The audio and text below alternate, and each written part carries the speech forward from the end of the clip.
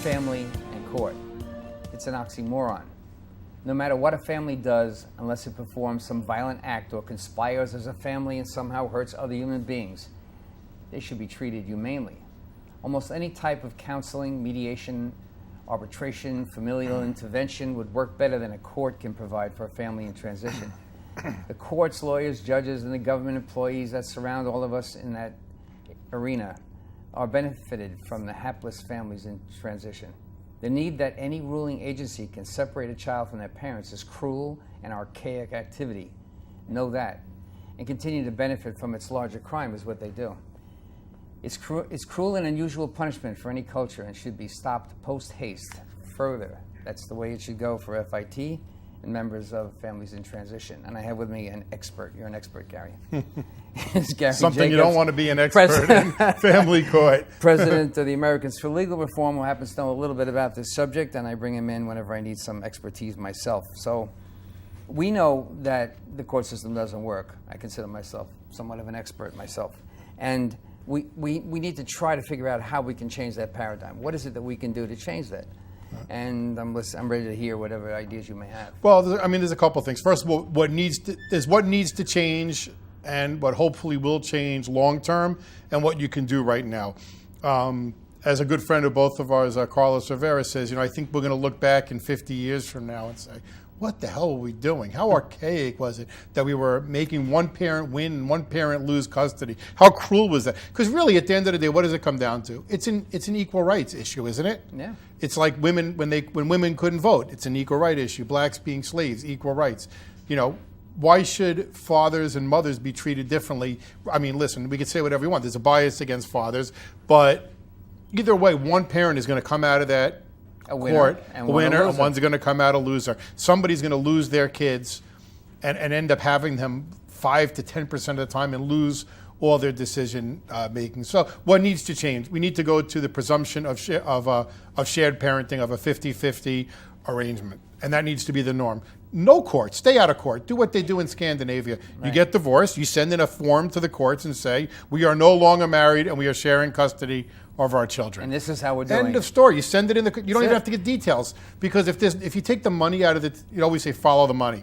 But it's true. So you take the money out of the equation, and all of a sudden everything comes together because there's an incentive to work with each other, to co-parent the children together and to make it work. And this is what the interplay of the Scandinavian courts look like. Let me see that paper. Is a couple's doing what? They want to get divorced. Right. I mean, a lot of... That's it. It's just a stamp. It's no big deal. You don't need a judge to come in and tell you how to take care of your parents 15 years down the road, what kind of financial obligations, how to distribute assets, or any of those other crazy and it works out. This system where they share custody, it works because you have to work together. Because one parent is always going to make less than the other parent. Some parents in mediation say, by the way, I don't know if I told you this, but that the workability is actually increased post-divorce, because now, although they're separate, they don't have to deal with the personality they used to have. Right. All the economic decisions that a court would make before becomes manageable because now they're controlling it. I mean, interestingly enough, what I see in the parents, and you and I have spoke, I said you should have a lot of them on the show, because I've met with many people who you have mediated years ago, and they come back and they say, well, I did much better because I wasn't strapped financially. Listen, I mean, it's human nature that if the courts, ex-wife, ex-husband, are taking 40 to 50% of your income, it takes away a lot of the incentive to work. And it's not just courts. I've heard a lot of people in business say, I don't want to work overtime. The government's going to take so much, it's going to put me in the next tax bracket. So it takes away your incentive. But if that's not going to happen, you're not always worried that they're going to get more money. You will work more. And let me tell you, from my experience, it's an innate behavior to want to take care of your children. Right. I have met nobody on Long Island who has a relationship with their children, man or woman, that would not give their last dime to let their children eat and be happy. We want it. This is what we're born innate. with. You're right. Innate it's innate behavior. We want to take care of our children. Yet you remove somebody from the child's life, the mother or the father. Of course, they're not going to want to pay. Nobody wants to be turned into an ATM. That's also innate, even though back at formation there was no such thing as ATMs. Of course, the stopping point, the reason why we can't get far legislatively is because they don't really let the bulk of lawyers who make a lot of money off of this sector. It can't change. Honestly, Chris, I hate to, and we've said this, I do protests and I try to change to this fifth presumption of shared parenting, put rules on the divorce and lawyers. It's not just to take away, by the way, their power. It's also to do the right thing for the family. But the power play gets in the way of a successful parenting post-divorce. Right. But if you take that off the table, I mean, listen, people can work. The courts make this. Here's an example. I tell people, they say, I need a good lawyer. What's the best lawyer, Gary? Could you please recommend a good divorce lawyer? And they go, I know this one. He's so big. He's got a huge office in Hop Hog with 10 people. How do you think he got to be big? And I say, that's not the one you want. Because a good lawyer is a poor lawyer. Right. A good lawyer is able to settle your divorce and not get a lot of money from you. So that's not a good lawyer. But you know what? I get sickened when I pull up to 400 Carlton Avenue in Central Islip, and I see the parking lot. There's not a spot left in the parking lot. There's hundreds of spots that are filled up 5 days a week. There's a humongous building that's filled with hundreds of employees, hundreds of lawyers, just the money that's churned there. But that tells me that who's going to want to let that go away? We have so many lawyers on Long Island that what are they going to do? Now, I would say they should turn into mediators and work with divorced couples and I'd say work don't things, go work, into mediation, work but things okay, out. for good reason. But it wouldn't be a traditional mediator because if you take away this whole he wins, she wins, there really is no need for mediation either. There will be, to me, there would be a new business of parents who were divorced. They have the shared custody because it's automatic, but they have some little issues that they have to resolve. There's always going to be disagreements. Listen, where the kid goes to school, where what religion, and that you may need somebody to but take all the big money off the table. Take it off the table. So if we can't change it, you got to try to stay out of the courts now. Question for you about thinking about going forward. When we hear somebody says, why would you go to court thinking you're going to win something? What does that mean to the other side? Does that mean that the other side's going to lose? It absolutely does. Well, if you were so successful to win. Here's what I tell people. When people say, I'm going, almost everybody tells me when they go to court, a mother or a father, well, I'm going to go to court and I'm going to win custody. Right. And I say, well, why do you say that? Well, I'm the primary caregiver. I'm the nurturer, blah, blah, blah. I talk to the other person. What would they say? Guess what? They would say the same thing. Well, yeah, maybe he was home more or she was home more, but I financially do there, and I'm the disciplinarian, so I'm the better parent, so I should win. So both people think that they are the best parent and they're going to win. And who's going to say they're not? And when you go to court, it's as we know, it's potluck because there is no test for who is a good parent. It's so freaking subjective. Sure. And as I say, what 5 years ago was a good parent may not be a good parent today because this thing changes all the time, which tells me don't let the courts pick who's a good parent. And the example I use... You're living up to a third party has no knowledge of the quality. But even if they do have a knowledge, what do they know? So now they know more about you, and it's human nature. The judge goes by whoever they think... Well, first of all, there's a bias against men right out of the box. There's a bias against the person who makes more money, that person should be the one who pays. Cops get screwed. Doctors get screwed. Attractive women get screwed. Right. I know it going in what's going to happen. Right. But it's a matter of the judge's personal... opinions. They may think that somebody who's very personal opinions and prejudices. But everybody has prejudices. But it's not like it's not like a murder case. Either you murdered the person or you didn't murder the person. This is who's a good parent. Another example. I tell people it's subjective. A big thing is if the judge doesn't like you. They'll say, "Oh, the judge doesn't like you. You're going to lose." Do you want the judge deciding who they think is a dick or an asshole? Let me tell you, Judge McNulty, I think this woman's a piece of shit. She should rot in hell. She hated my guts too. Believe me, she hated my guts. So do I want her saying, well, because Gary's an asshole, I don't think he should have custody of his kids. My kids didn't think I was an asshole before the divorce. I had a guy who I helped out that a lot of people knew was a homeless person, lived with me, and this guy was, to me, if you looked up dick in the dictionary, this guy's picture would have been there. And people said, why are you fighting for this guy to be able to see his kids? I said, because it's not, I don't want the judge to decide that he's a dick and he doesn't get to see his kids. Because that actually may be good for his kids. There's many people that we know say, this guy's a jerk. You can't judge, and his kids love them. There's too much you don't know about how a kid develops in terms of whether they would even value them differently than... And maybe they would learn to say, I want to grow up to be not like my father because he's a dick. Because he argues all the time. Right. You know what? I like the way he argues. You never know which way it's... know what to expect. And who's to say what's right? That's maybe this person who's arguing is going to be the next Supreme Court judge in the United States, right? Mm-hmm. because he's an arguer and he learned from the arguing with his father. So taking the other thing that's very important, that is the money and the money available in a divorce, taking it to another level. If we went to another paradigm, say, I'm going to use mediation because it's the one that I know best.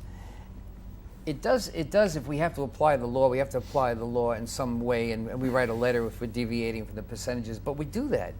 We do deviate from the percentages because it might not be the physical numbers of dollars a non-custodial parent has to pay into the family. It might be a boat rental, I'm making this up, a boat rental place that the kid is 19 and he wants to own and run. That's a heck of a way to reduce an amount of money in a child support award, but you can't do all those things in court. It's the money, it's a slam dunk decision. There isn't a lot of thought going into how the family goes. Even the way they have this stupid thing set up is that if you settle out of court, and you know this and you alluded to it, but just so the viewers know, if you do go to mediation, you settle out of court, you can't just say, husband agrees to pay the wife $50 a week or $100 a week. You have to put, if the husband got custody, he would get this. If the wife got custody, she would get this. To me, it's a way of saying, just so you know, if you go to court, you could get a better deal that you're getting here. Why should that even be that you have to mention? If it works, it works. There are people who don't want necessarily the terminology that's used in the current system to right. be applied. That's what I'm saying. It shouldn't be. To me, it shouldn't be in there. Why should it be? It's the court. First of all, it's an arbitrary number. If you don't say what it is at all, then it becomes a de facto sharing. I mean, you don't have to divide that. Do you have to have an exact percentage? Is that somehow in order be for the better judge for the to kid? right? But in order for the judge to sign off on it, you have to put that language. If this is what they would win, this is what it's based on. I don't really write it like that, but I know what you're getting at. Right, and they put that in, and then the parents, then they see it, and they go, oh, I could have got. Don't put that. To me, that law is written to get you into court. Mediation to me is still very tough. I get referrals for people who can, and they're doing their friends a favor when they refer somebody because they had a good experience in mediation, and they want to avoid all the crap you get in court. But some you can't convince. There's people I've had in front of me and tell them you're making a terrible mistake. You can see the handwriting on the wall. You can see the net worth statement or the interrogatory is going to damn them. Right. And they think they want to make themselves look good. Look, I'm proud of this. I got all this money. You're going to lose it too. I wish I had $1 for every time a guy came to me and said, I'm getting ready to go for court. I'm going to go to court. I'm going to hire a real son of a bitch lawyer. But I'm going to win. But don't worry. What happened to you with your wife alienating your kids will never happen to me, because although my wife is tough, she would never turn the kids against me. Okay. She would never put me in jail. And then 6 months or a year later, they go, oh my God, she's turning the kids against me. She's trying to put me in jail for contempt. The first thing is usually have them arrested for an order. Everybody out of the house. Nobody suspects this is coming, but you've heard it. How many times we know it's coming. And it's very tiring to know that you're halfway through a conversation, you're losing them. Yeah. You're not going to get anywhere with this because they insist on wanting to go to the fight. They want to protect their interests. Well, it's the culture and the lawyers and the TV commercials. Well, go to another area of the same thing. Again, the court doesn't hold itself responsible for the amount of child dysfunction that's coming out of the system. We all know that child dysfunction is coming out of the system. They're increasing. It also stops the kid from learning effectively how the parents might negotiate. They're not present anymore. We're raising on Long Island here sloppy, a horrible generation. So what? Right off the bat, we know that children, girls raised without their father, end up dating over men, get into relationships with abusive men because they're craving too soon and stuff like that. Their love. The sons don't know how to be a man. They don't know how to fight. What do they learn? They learn in the court. First of all, they learn alienation is great, because you're out here in Suffolk County. There must be some reason why there's an endless pot of money coming my way. We have a corrupt judge, out here, Judge Randall Hemricks, who's he's corrupt. He's corrupt. No way. I'm not saying my opinion. I'm saying for a fact. How many people say that on your show? I'm recorded. I'd love this guy to sue me. Judge Randall Hemricks is corrupt. This is the head of the system. We have a district attorney's office with a SPOTA. We know he's corrupt. We have the head of corruption, McPartland, under investigation for corruption. Let me tell you, this guy covers up corruption. This whole fucking system is corrupt. The program recently was attacked by Suffolk County people, and you can tell that the county is in big trouble. There's a lot of corruption, and it's going to filter down to the family court. And there's a lot of money It's being a political. made. It's a political thing. Whoever they extract enough money, keep people in the system. You're going into who would want to knowingly go into a corrupt system? So we all agree. I mean, you and I, or we agree that the system doesn't work, and we need to try to come up with another system. You say it doesn't work. Why doesn't it work? I think it works great for the lawyers. Well, works great for the county. The people works great for the state. Not the works people. Great for all. Not Doesn't work families. for the people. When people come to me and they say, "This system is broken, Gary. We need to fix it," I said, "What are you kidding me? It's a perfectly engineered system it's not for broken. them. For them. It's not broken. Well, this is exactly the way it's designed to work." Okay, so let's go. What is it that you? Well, you know it doesn't work for the family, so we can doesn't agree work to that. For that. We can agree on. It absolutely doesn't work for the family. So they're feeders, aren't they? Aren't they the fodder for the system? Right, but there's an endless supply of them. Right. So what other thing can we suggest? I mean, well, let's of course, we go back to the same thing, which I say every show is go to mediation. But, and I wish I knew the magic answer to tell people watching the show, The magic answer would be to support legislation that stops the adversarial court from importing itself. What candidates do you know? We're getting ready to an election season. Right. What candidates do you know that are going? They know that the Democrats have control of the city, of New York State. We have Helene Weinstein. The Democrats want all those attorneys. She's never going to change it. The bar association. Who's got the bigger lobby? The poor schlubs who lost all their money in divorce court, or the lawyers? Follow the money. Yeah. It takes a lot of money to get elected, and our lobby is not very good. Big time shame that that's happening. It's disgusting. It's sad. It's it's going to take something big to turn it around. I don't know. It's uprising.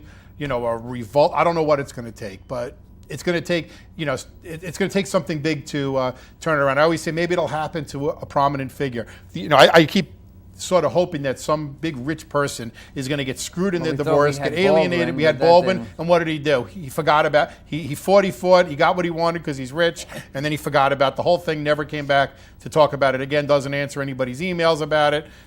So, but maybe it takes the right person. It'll happen to them. And the interesting thing is when lawyers go to court, it rarely happens. Now, I know a lawyer in Nassau now who's getting screwed, and I don't want to say his name because he hasn't given me permission to, but he's trying to fight to expose it. And, he's been a lawyer for years, and when you're in it, these lawyers, truly many of them, don't realize how bad the system is. It's just, when you're surrounded, that's why we always say to our kids. Making money out of it. So but we say to our kids, be careful who you're surrounded with. That's, if you're with bad kids, you're going to be bad. And lawyers don't realize it because it's such a bad system. So what I'm trying to do is I'm trying to accomplish something that works. All right. So if we know that for the families going in that the litigation system doesn't work, and we know that mediation is an option but not likely to be presented, is there any other possible way? Well, first of all, number one, and I truly mean this, staying married for in the old days, people used to say, let's stay married for the kids. Right. Which I thought was a very noble idea. And you know what? It is. And you're entitled to happiness. I get that. You know what? But there's also, first of all, the grass is greener, always greener on the other side of the fence. There's a country song that says, "I'm so miserable without you, it's almost like you're here." Think about that one. But a lot of people who get divorced, and they go, you know what? My family life is what I love. What I loved. I love going to the kids' parties. Now that you're divorced and there's new spouses, it's not as good. It's a lot easier when the kids are older. So number one, I would say, if you can, peacefully coexist for the interests of the kids and stay together till they're older, because that every year that you stay together, you preserve your income so the kids can have a better lifestyle, and they learn that, hey, you know what, if we're not getting, even though we may have fell out of love, we can still get along with each other. They learn to negotiate. They learn a lot from that. That's right. To me, what we teach these kids in court when they get a law guardian, and we're giving a 6-year-old, an 8-year-old to say in what they get, and the money comes automatically no matter what. There was a psychologist who started this message a long time ago that fighting inside the family is causing a lot of dysfunction with the kids, and that if we kept the fighting down, that if we removed one of the parents, this was a suggestion back in the 60s, Wallerstein, I think her name was, and she moved the entire network into removing a parent, and then the court caught up on it. This is unnatural. It's natural for parents to argue and for kids to listen. We're not talking violence, but we're talking healthy arguments, and they come to an agreement.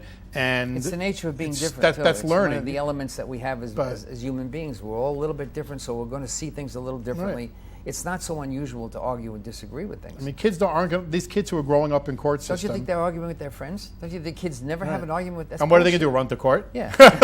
What do we teach them? We're teaching these kids, as far as then they say they have to maintain the lifestyle that they were accustomed to. Yeah. Bullshit! Yeah. If I'm married and I lose my job, my kid's lifestyle is going to go down. And that's the way it is. You know what? If my life's going to change and I'm the breadwinner. You have no choice. If there's an illness in the family and you have to spend all this money on health care, your lifestyle is going to go down. But when you go in court, you're artificially told that your lifestyle needs to be maintained the same, whether or not you can afford it. Well, listen. So then what happens when they get out into the real world, they're working, and they lose their job? And now they're still living the same way because to mom's basement. Wait a minute! I thought I'm supposed to have the same standard of living for my whole life. Right. It's always supposed to go up. It's not natural. Well, coming to grips with this whole thing has been a problem for me because I don't know where else to go. If I can't get legislation through, well, it doesn't mean we don't try, Chris. We try. I've been trying like crazy. You've been trying. I try. I tell people try. You never know what's going to, If there were enough, I believe if there were enough people to complain, to try. There should be, but there's not. You see it. I'm president of Americans for Legal. People are intimidated by the system for that reason. I think that keeps a lot of people away. I'm not getting in front of a judge. I'm not going to speak in front of a judge. You know what? It's also like it's such a bad thing. It's like a disease, and when you're done with it, you don't want to look back. Yeah. So there's a lot of psychological. But we run, as a president of Americans for Legal Reform, we run meetings. We have lawyers.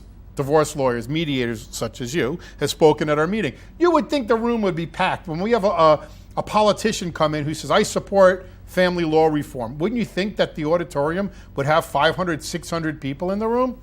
We're lucky if we get 50. Right? You get 50, you get 100 people, that's it. That's not a big movement. It doesn't say much for this conversation we're having either. Well, for the people watching, get involved. Yeah. You can join Americans for Legal Reform. Americans are number 4. And come up with your own ideas. Don't just because we're doing this for a long time and we have a lot of information about what to avoid and why something isn't a success based on the legislation we can't get through, or shared parenting, which should have been through a long time ago, stuff like that. Because 43 states have shared parenting, New York does not. Ask yourself that question. And so mediation won't get through for the same reason. We're all still stuck in this. It doesn't mean you can't come up with something different. Right, you could do it, but if it's too late for you, try to help other people. To me, that's what gets me through is trying to help other people to not go through what I went through, and you try the same thing. So I say get involved. If you're out of the system, get involved. I swore what I went through. I said, there's no such thing, and mine wasn't even as bad as yours. I don't think, or a lot of other people's. But when you're going through it, it doesn't make any difference what you're comparing. It's meaningless. So you get that spirit of saying, you know what, I don't want anyone else. That's what I said to myself, and I guess you said the same thing. The same thing. I don't want anybody anyone going through else this. to go through what I went through. I don't make any money out of it. I just try to help people. What message are we saying when we say we don't want anybody else to go through that, and we're here fighting it, and we're not successful? We're stupid? Well, we're not. It's not that we're not. You have to help people, and you take baby steps. And you don't know what it's going to be. So you and I help people individually. You help people through mediation. I help people navigate through the court system. And then what I do is I give them a purpose because they feel defeated many times because it is frustrating not winning. It is frustrating dealing with corrupt people like. It must be hard for you to hear a lot of the complaints you hear because I do, but I tell people, folk. There's a thing. It's a different show, but called. This post-traumatic stress disorder and this post-traumatic growth. I don't think it's disorder. Post-traumatic growth. So you're going through a horrible thing in the courts. And you and I did is we turned it into something good and said, we're going to help it. We're going to educate ourselves and we're going to advocate to try to help us. So I have a purpose. They say, you know what? They may have screwed me. Listen, there's this law guardian out there, Kathy Small. I tell people every day, get rid of this woman. Don't hire her. Do not hire Kathy Small. She's a piece of shit lawyer who's up the judge's ass. You don't want her representing you. So you know what? If I save 2 people from going to Kathy Small. That's 4 people in the family that got helped. I recommend attorneys who I think are right for that person that makes a good match. And I don't recommend a pit bull most of the time. Sometimes I do because it depends on the situation. But I recommend an attorney who's going to go in and try to get you through the system. But it takes 2 to do it. Yeah. So we help in our own way, Chris. The show is helping people. Yeah, we're doing all that we can. I don't want to wrap it up. I want to keep going. Okay, well, we got a minute or two. But at the end of the day, everybody should help in their own little way. If there's somebody who's got a lot of money, and we've had a few people that left with money, and they donate money to help pay for attorneys for people who can't afford it. We go to protests. You have to do something about it. I don't know how people put their head down at night, knowing how bad the system is, and doing nothing about it. I couldn't, and that's why I did it. So the Family Court Oxymoron program is over for the day, and we'll do this again some other day. But for you out there, if you can get a chance, think about what other alternatives you might be able to import, or maybe what suggestions you might have to put the family court out of business. And if you want to get involved, Chris, give your email so that people can my email is reach you. fitmediation@optonline.net. fitmediation@optonline.net. And if we can get the camera on me, I'm proving that FIT TV does not stand for Fit TV. It's families in transition. Clearly. Fit parents. Societal and political trends are rapidly breaking down the family that once was the cornerstone of our great American culture. At FIT, we know you cannot get this information on your own, so we'll bring it to you every single week. My name is Chris DiMaggio. Thank you for watching FIT TV, and we'll see you again next week.